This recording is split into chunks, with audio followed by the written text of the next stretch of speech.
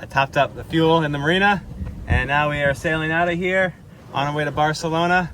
I think I will stop at like maybe an Anchorage up towards the end of the island just to see a little bit more of it probably.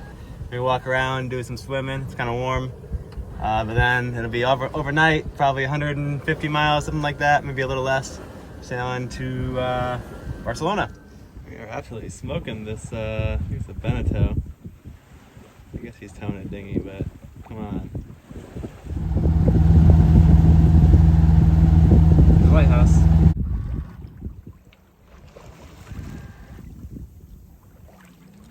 The starter is giving me trouble on the motor. So maybe in Barcelona, I'll see if I could find a new starter for the Yanmar.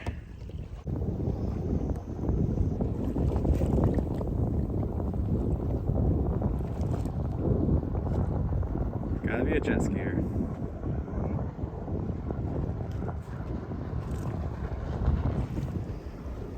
So I was gonna anchor in this anchorage, but the wind's kind of blowing into shore and my motor isn't starting reliably. So I think I might skip it, just because I know I could sail my way out of there, but just to give myself some margin. Sort it out.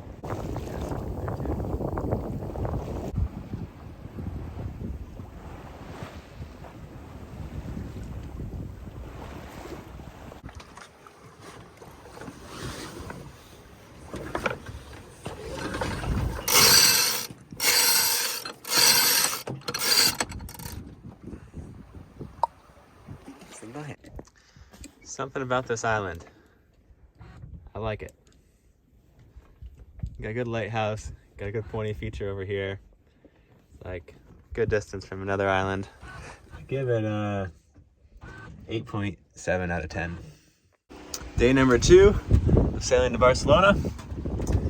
Overnight we did about 20 miles, maybe a little less. I thought I might do a little more, but it's not too bad. We've got about 86 miles to go, and the winds are still pretty light and they're on their nose, but the seas are so flat that we're cruising along at like 2.8 knots. So I mean, hopefully it will pick up and the wind will kind of turn to our beam, but right now it's okay.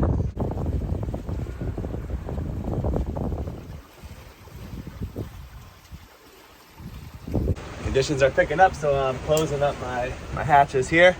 We're doing, how fast? 6.2 knots, 5.6. Doing over 5 knots, that's good. We're getting a few waves through the Dodger open window here.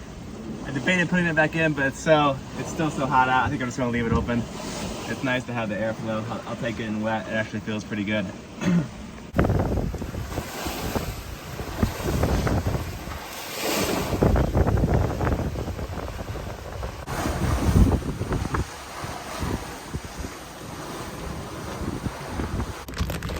Massive bag of peanuts the other day. I've been snacking on that.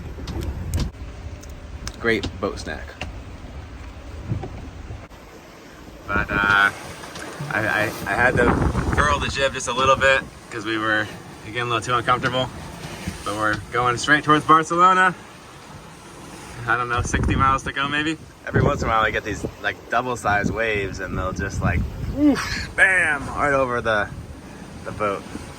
You're kind of starting to pick up a bit.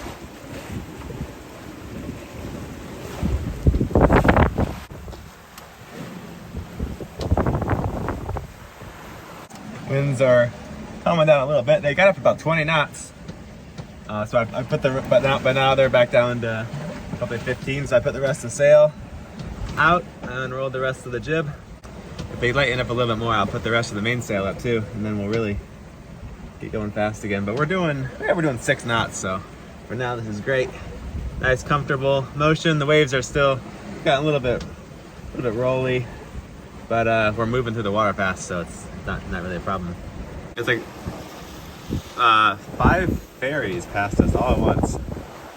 I guess maybe going from Mallorca to Barcelona.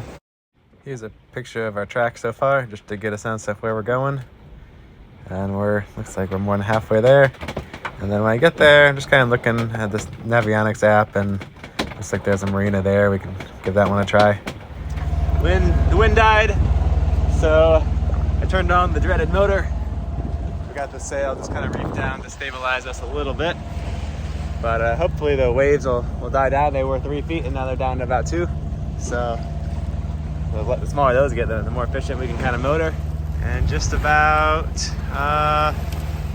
18 nautical miles to get to Barcelona. You can kind of see it in the distance there. Still no cell signal. Should be getting that soon. It's always fun to get all your messages and YouTube comments when I get close to land. Sneaking up on me there. Yeah, coming up to the marina here. Lots of lights in the city. This looks like a marina. Alright, so I just tried this Marina Vela, but they only have spots for 14-meter boats. They're actually trying to charge me for a full night just for waiting around for a few hours for them to tell me they didn't have room for me. It was 80-something euros, but I'm just gonna leave because that sounds kind of ridiculous.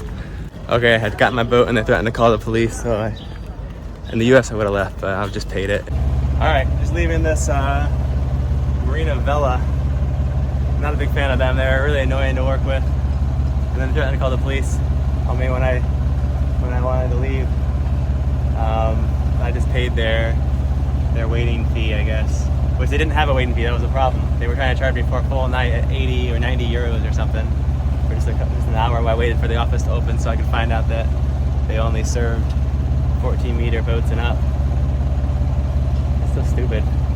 But I think around the corner, Olympic Marina, I called them, they got spots, so hopefully it will go smoother over there. And since I'm gonna be here for a few days, I want to get something a little bit reasonable than $100 a night. All right, here we are, Port Olympic. Hopefully things get better here. All right, we got a slip here in Olympic Marina. I think it worked out about 35 euros a night, which is less than half the price of the other place. So worth complaining and finding a better marina. It's a lot more crowded here, but this looks pretty quiet. At least there's no nightclubs around, which I was worried about going further in because I was kind of annoyed to listen to all the nightclubs in Torrevieja, and it looks like over in Barcelona there was kind of some of that in some of the other marinas. This will be my second try med mooring this season. It went pretty good the first time, and the winds are pretty light. Let's see, they're kind of going to be blowing me into the dock, which is a little bit annoying, but at least that's okay. I got my fenders out. Play little bumper boats, that's all right. So med moorings when they have these permanent anchors kind of off the front or the back. I like to go in forward because I've got all these solar panels and gadgets hanging off the back of my boat. The wind vane, I don't want to damage that. Oops, I forgot to film, but it went really well. I just tied up to this guy to hold me temporarily, and now I gotta go feed the lines from the dock to the stern cleats here.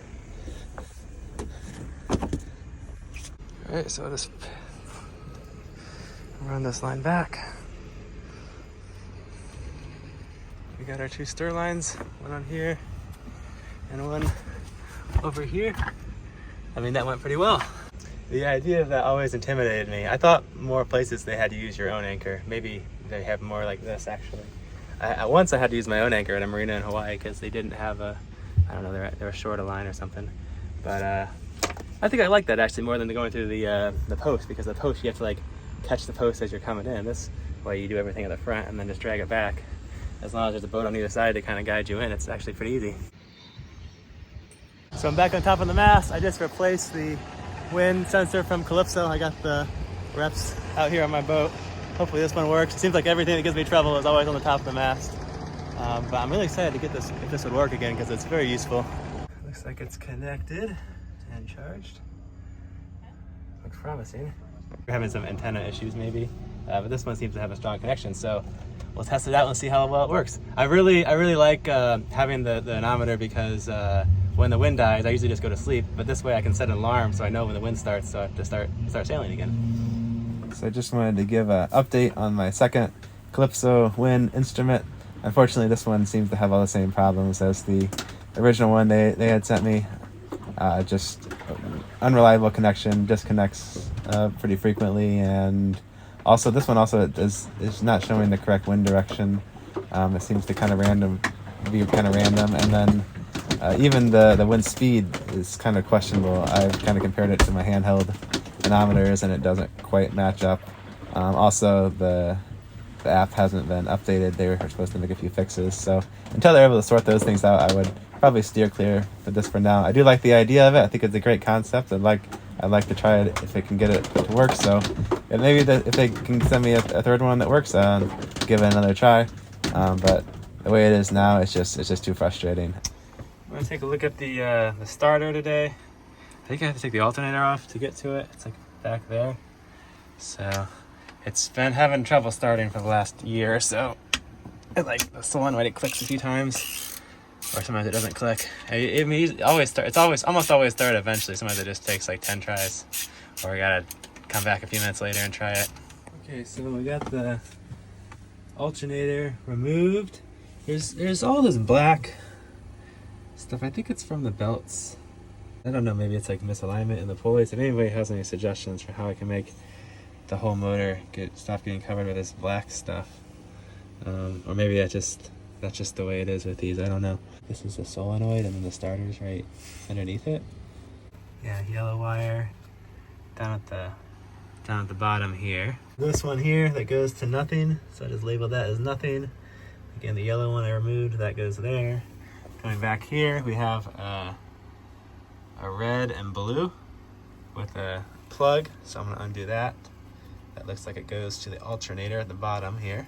We got a red wire going near the label over here, and we've got these wires are both black, maybe a little orange. Sweet, we got the alternator out. Moving back to the solenoid, we have a white wire coming off the side here. Big, thick red wire that just kind of goes to the back of the engine there. We also have a little bundle, looks like, of red wires here. And then down here, this little twisted bit of copper connecting here. So white, red, red, and then twisted copper going to the starter. Okay, so I got the maybe solenoid, is that what's called out? This has that little like plunger that I think actuates the starter gear in and out, if I understand that correctly. And here's the final piece of the puzzle. We got that starter off. Man, the bolts were on there tight. I had to use both of my breaker bars stacked up. I got them so I can put one inside of the other. And then unfortunately I only have a number 14 millimeter stubby screwdriver to get those bolts off, and my kit doesn't have a big one. But with the breaker bars it works. I took a shower today and now I'm like completely filthy. You gotta open, there's just these two screws in the back here, bolts in the back. And it looks a little dirty in there, so definitely clean it up. It kind of all fell apart as I opened it up, so hopefully I can get it back together again. Let's see if we can get the rest of so I called the mechanic, and I'm just gonna have him come over here, and maybe he can order me a new one. He didn't speak English, so I get to practice my Spanish. El otro es 303A. Okay, Monday we're gonna get the new starter here. That was 200 euros. Yeah, so that's good news. Hopefully I'm able to meet up with him again. I gave him $100 the day, and I give him another $100 Monday, lunes. This morning I am ripping out all of the foam flooring that I had underneath my my wood grates. The wood grates work great. I just put them on top of the foam. I'm taking the foam off because it's so hard to clean. So once I get this glue off here, I'll just be able to hose this all down. The build is getting pretty gross. I maybe should clean that out. And then, and I think the boat will be a little easier to maintain. It's really hot and sweaty here in Barcelona. Scrape this glue off. It's not pretty easily. So we got the cockpit floor, much cleaner, and I even started hosing all this mold down up front here. Made a little bit of progress. Yeah, getting the mold out of here. There's still some more to do.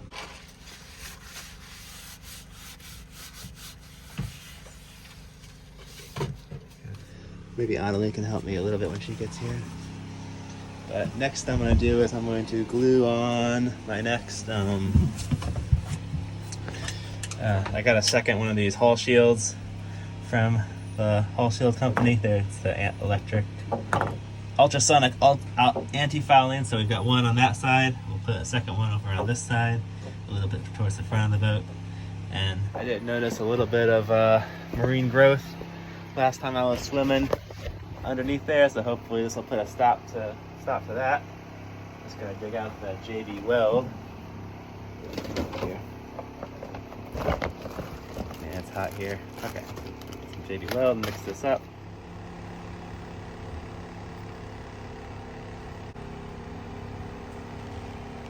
Alright, so Hull Shield 1, then over here, Hull Shield number 2. I don't know if that's the best place to put them, but it's good. So I can run the wires together, and it makes sense to have like this half is one and this half is the other. I was a little skeptical of these things at first, and I still am, but I really just want them to work because I really hate cleaning the bottom of my boat, and if it works, it'll be so nice. So last time I dove down on the boat, there was like a kind of a green slime over everything. There was a little bit of hard growth, but that was limited to where the paint had not been applied as well. Like it was basically underneath where the boat stands were. So I'm not sure what that means, because like I guess to me that kind of suggests that the bottom paint is doing the job of keeping the marine growth off the boat and not the ultrasonic hull cleaner, because where there's not bottom paint there is some hard growth starting, but we'll see how much it develops, and if they're having 2, like the instructions say you need 2 for this size boat, we'll see if that works. So today I'm going to finally try to add this other Lifetime lithium-ion battery, which you could see it would have been a perfect replacement, but it doesn't like the BMS can't handle an engine starter. So I have to still keep my AGM battery. So the plan is to have the AGM, this massive AGM battery, only doing the engine, and then this one will do everything else, the solar panels and the the refrigerator and all the lights and doodads and chargers and things and the autopilot. But it's a they're both 200 amp hour batteries. The difference is this is a lead acid battery, so you're only really supposed to discharge it 50%, which sometimes I discharge it a little bit more, but this one I can run all the way dead. So I can run that fridge until this battery's dead. And I don't have to think about always like unplugging the fridge at the last minute on cloudy days and things like that. So hopefully this won't be too challenging. Just separate this out. It'd be nice if they made like a battery. Maybe they do. Let me know if someone knows them. Like I could start the engine and also had a lithium. Like maybe they could put some capacitors or something ahead of the battery or the BMS. Because I think lithium batteries are supposed to be able to take a lot of discharge, like a lot of current draw. So I don't know what the problem is. I think it is the sensitivity of the battery management system. All right, so lithium battery's hooked up, and then the old ADM is only hooked to the engine, I think. Had some weird stuff going on, like my autopilot was still running even when hooked up to no battery, which makes me think the windlass battery in the front is somehow still connected to the system, which it shouldn't be. I'll have to sort that out, but let's see if anything blows up. So that fuse is on, and no magic smoke, looking good. Turn it on down here. All right, something's drawing 180 amps. That's not promising. But this thing needs to be reset anyway. 13 volts. Let's give it a second, maybe it'll work. The fans are working. Can't complain about that. I'm gonna go into the solar charge controller app and switch it to lithium. All right, so my battery monitor is completely gone on the fritz. It's just making up kind of completely random numbers. Kind of a bummer, but like for some reason there gets a lot of moisture in that battery compartment. Yeah, this thing is looking gnarly. This is the second one I've had to replace too, so I'll find another one eventually and swap that out again. But other than that, these two look good. So once I get the new starter, I'll be able to test out the battery starting motor, and then I'll put a ratchet strap around this battery to keep it from sliding around, and that should do. These ratchet straps are just like the best thing ever for securing stuff on the boat. And this battery it looks a little sketchy there, but this battery is not as heavy as a normal battery. It's half the weight. I think it's mostly just empty space because it's a lithium iron phosphate.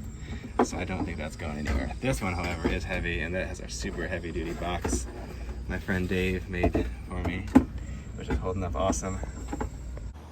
After getting a few projects done, I finally took my bike out and rode around Barcelona to see some of the sights.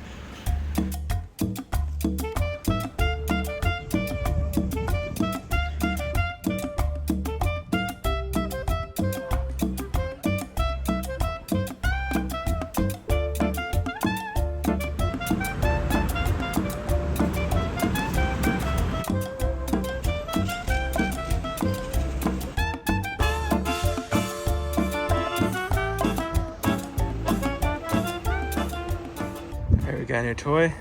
This is an electric outboard motor. We're gonna be testing it out. Look who's here from Norway. You ready to sail the Mediterranean? What? You ready to sail the Mediterranean? Oh, I'm so ready. We just got back from the mechanics. And we've got our new starter. Let's see if it looks like the same. Yeah, I think it's gonna fit. Looks pretty similar.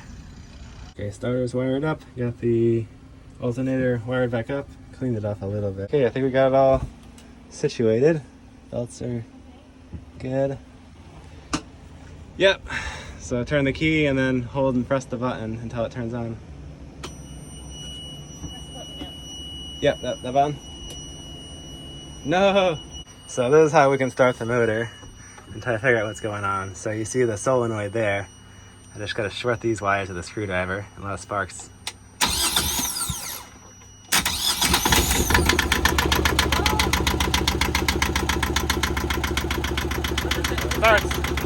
I think I solved it. That switch is hooked up to the lithium battery, and it's not hooked up to the engine battery. So if I just trace that back and move that, we should be good. So tracing the wire back here, I can see it right there. There it is. Engine control.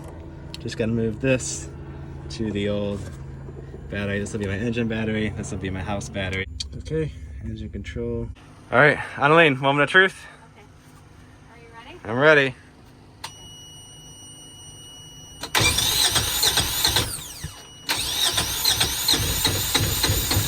Let go. Trying harder than usual. Oh, you got the plunger. Put the plunger back in. There you go. Okay. Let go. Yeah. Perfect. That one. All right. Thanks for watching. Now that we've got a working motor, we're ready to sail up the Brave coast to France. And Annalene's going to be joining us for 3 weeks, so we get to enjoy her company too. If you're getting something out of the videos and want to help support the channel, there's links in the description. Otherwise, I'll see you guys in the next video.